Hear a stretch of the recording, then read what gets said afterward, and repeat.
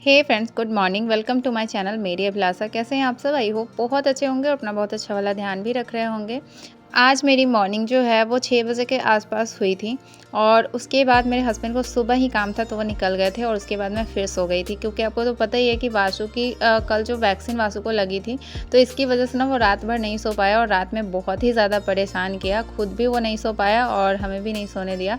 तो इसलिए सुबह में ना हमें बहुत ही ज़्यादा नींद आ रही थी, तो उठने के बाद ना मैं फिर से जाके सो गई थी और उसके बाद मैं उठी लगभग 8 बजे के आसपास और जल्दी से आके किचन में खाना बनाया। गर्मी इतनी ज़्यादा है ना हमारे यहाँ, पूछिए मत। कोई काम करने का मन नहीं कर रहा है और ख़ास करके किचन में तो बिल्कुल आने का मन नहीं कर रहा है। तो डेली सुबह में मैं रोटी बनाती हूँ, लेकिन गर्मी बहुत ज़्यादा होने की वजह से ना 2 दिनों से मैं चावल बना ले रही हूँ कि किचन में ज़्यादा देर जो है ना वो खड़ा ना होना पड़े। अभी टाइम जो है ना 9:30 हो रहे थे और हस्बैंड वापस आ गए थे। तो यहाँ पे ना मेरा सुबह का खाना बन के रेडी हो गया और आप लोगों को तो पता ही है कि मैं सुबह में ही ज़्यादा खाना बना लेती हूँ, चाहे रोटी बनाऊँ या चावल सुबह में ही ज़्यादा बना लेती हूँ ताकि दोपहर में मुझे ना खाना बनाना पड़े। तो अभी मेरा खाना बन गया है तो मैं खाना निकाल ले रही हूँ और वासु को ना अभी भी आराम नहीं है, बहुत ज़्यादा उसके पैर में दर्द है।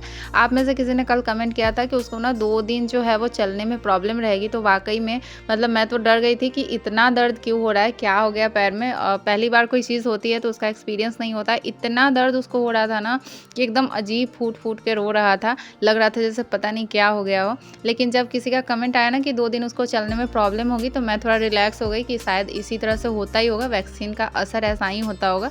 तो मैं थोड़ा-सा रिलैक्स हो गई थी उनका कमेंट पढ़ के। नहीं तो इतना ज़्यादा रो रहा था कि मुझे लग रहा था कि फिर से इसको डॉक्टर को दिखवाना होगा कि क्या पता, मतलब मन में थोड़ा-सा डर जाता है ना कि कहीं गलत वैक्सीन वगैरह तो नहीं लग गया इसकी वजह से।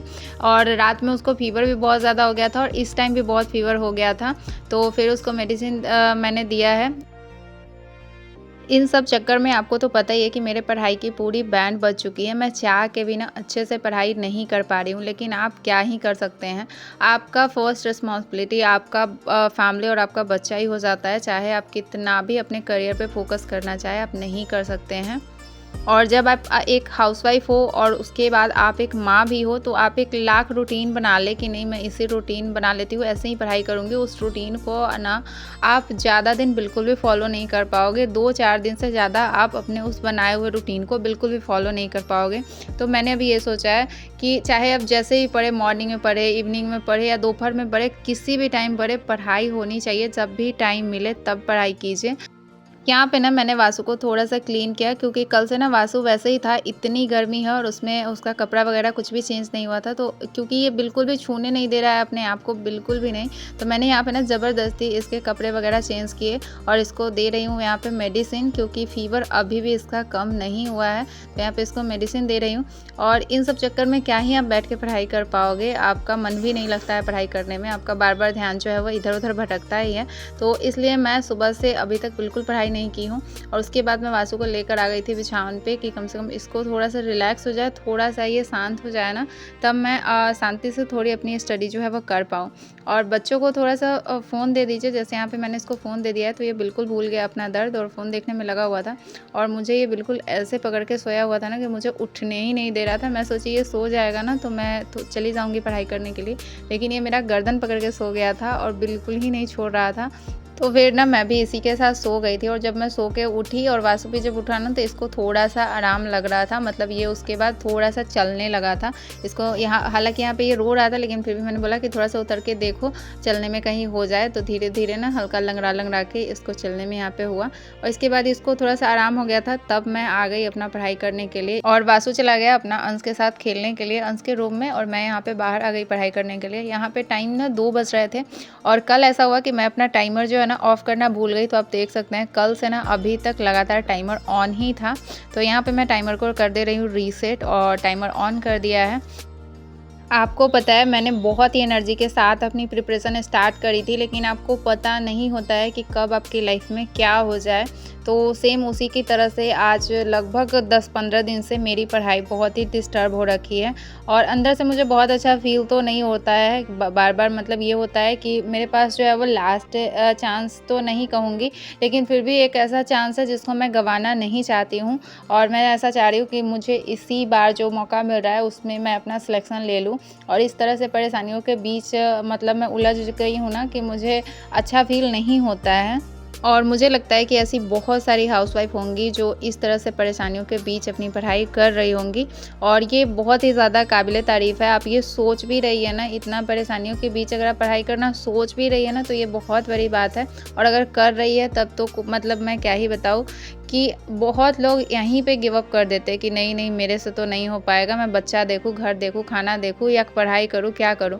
लेकिन बहुत सारी लड़कियाँ इसमें भी मैनेज कर लेती है। जैसे मेरे से भी बहुत चीज़ नहीं हो पाता है तो फिर ना मैं घर का बहुत सारा काम छोड़ देती हूँ क्योंकि मेरे से नहीं हो पाता है। मैं और आपको पता है इतनी स्ट्रगल जो होती है ना वो उन्हीं के लाइफ में होती है जो स्ट्रगल झेलने की जिसमें शक्ति होती है। आपको पता है मेरी एक बहन लगती हैं, उनको पढ़ाई में ना बिल्कुल भी मन नहीं लगता है, लेकिन उनके जो इन-लॉज़ ऐसे मिले ना, मतलब इतने सपोर्टिव मिले कि जब शादी और फाइनल ही हुई थी ना, तभी उनको ना डीएलएड में ज़बरदस्ती एडमिशन भी करा दिया गया। जब वो शादी करके गई ना तो उनकी सासू माँ बोली कि तुम्हें बिल्कुल काम नहीं करना है, तुम्हें सिर्फ पढ़ाई करना है, खाना वगैरह मैं बना लूँगी।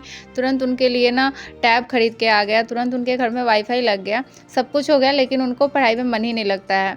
और हम लोग पढ़ना चाहते हैं तो मतलब इतनी परेशानी, इतनी ज़िम्मेदारी, इतनी स्ट्रगल के बीच हम लोग जो है वो पढ़ाई करते हैं। तो मुझे लगता है कि शायद संघर्ष भी भगवान ना उसी के जीवन में लिखते हैं जिसमें संघर्ष करने की क्षमता होती है या जो इतना काबिल होता है कि सब चीज़ कर ले।